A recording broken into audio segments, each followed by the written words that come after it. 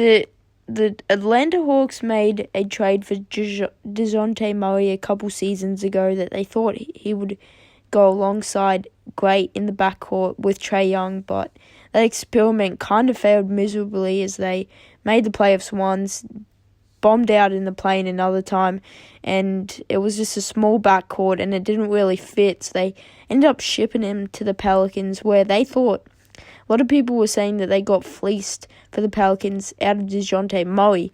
But today's video, I'm going to be talking about one of these key pieces in this trade that I think will go around perfectly with Trae Young and really build something for the Hawks when there has been nothing there. And obviously they have some young guys like Jalen Johnson who took a massive step last year and they're going to try to get back to Eastern Conference Finals after that miraculous Trae Young villain one where he basically, forget Green Goblin, he became New York's biggest villain.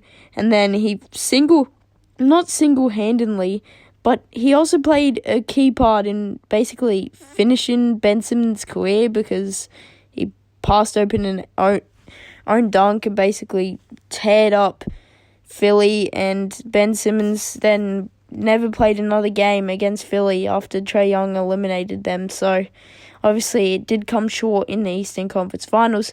In the last few seasons, they thought they had the pieces. They made a trade to get DeJounte Murray, but they've never been there. And here is this guy, Dyson Daniels, which was maybe just a last-minute throw-in that the Hawks just got in this DeJounte Murray trade. But I think they should start him, and here's why. Trae Young is an elite offensive. Everyone knows that. But also everyone knows how his defensive struggles, being 6'1", a short point guard, has really cost the Atlanta Hawks. And DeJounte Murray wasn't a bad defender, but he was also short. It made it very hard for the Hawks to compete defensively, and they've been one of the worst defensive teams in basketball. But this could change with Dyson Daniels. Obviously, Trae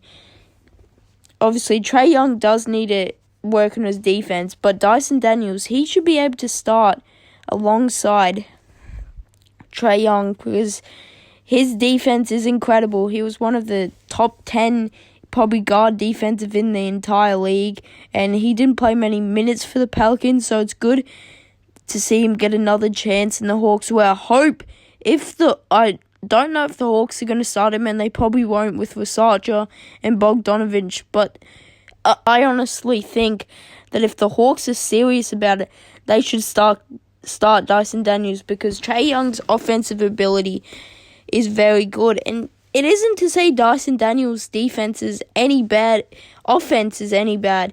He is a perfect catch-and-shoot guy. Him and Bogdanovich could provide great spacing on the offensive end. And this trading away DeJounte Murray was a good move because it will put the ball hands more than Zachary Versace. Otherwise, he'd be a third option. He's probably second option now on offense after Trae Young, and it'll give him more time to blossom. I still think he's a very work in progress.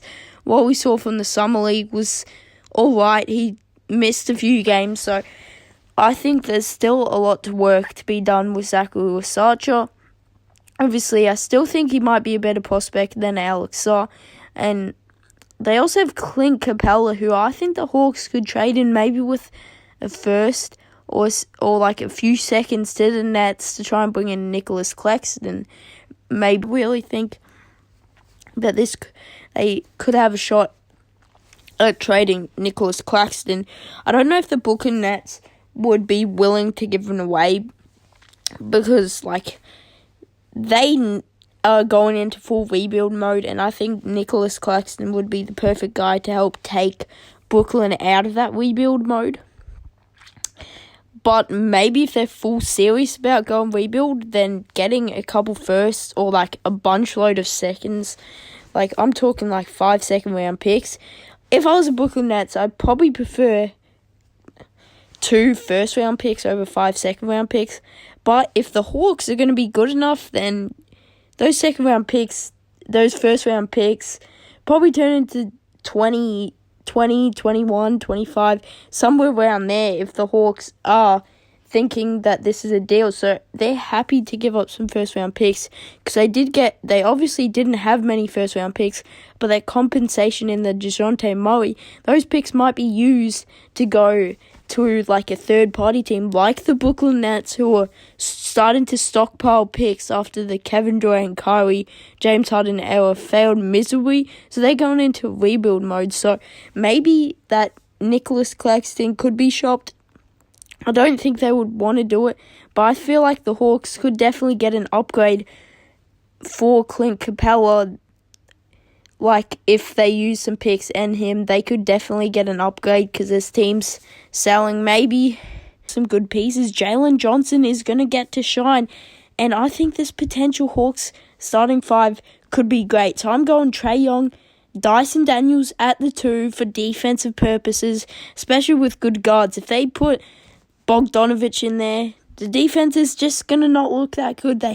They should put Dyson Daniels alongside Trae Young if they want to take this seriously, because offense wins games, defense wins championships, as you all know. So, and then at the 3, I would maybe go Bogdanovich for a few games. Versace come off the bench, but eventually Versace should be at the 3 starting, because Bogdanovich will be like a great 6-man 3 points. Obviously, him and Dyson Daniels, as I mentioned earlier, will be a great key to floor spacing. Obviously, alongside Trae, we know how good this 3. They're going to be a 3-point unit, this team. And at the 4, Jalen Johnson, he's elite. I think he can still grow and become a great power forward in this league. He has so much potential, as he's shown last season. I think he can take another step.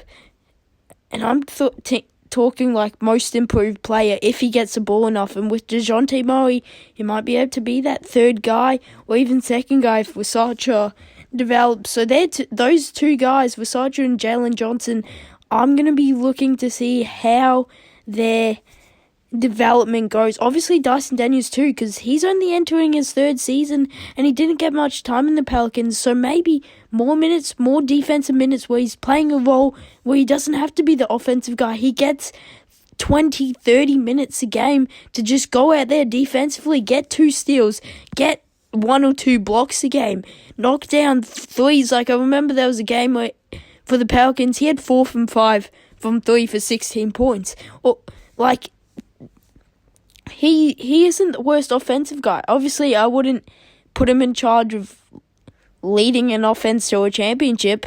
He can knock down threes. Obviously, he's listed as a point guard, but I think as a 2 guard, he will be more deadly because he can play defense and he doesn't have to worry about that playmaking. I don't think his playmaking is bad, but I hope for Dyson Daniels that the Hawks give him an opportunity alongside Trae Young, because I think if they start Dyson Daniels alongside Trae Young, they could make the playoffs. So, for Dyson Daniels' sake, I hope he does well in an Atlanta Hawks jersey. I'm going to be watching them closely next year to see how they go and whether or not they follow my advice. But yeah, that's the end of this video. Hope you like this banger. If you want to help me make more NBA videos, subscribe, because it takes a long time to get all the clips and stuff. So make sure you appreciate this video, and thank you for watching as always.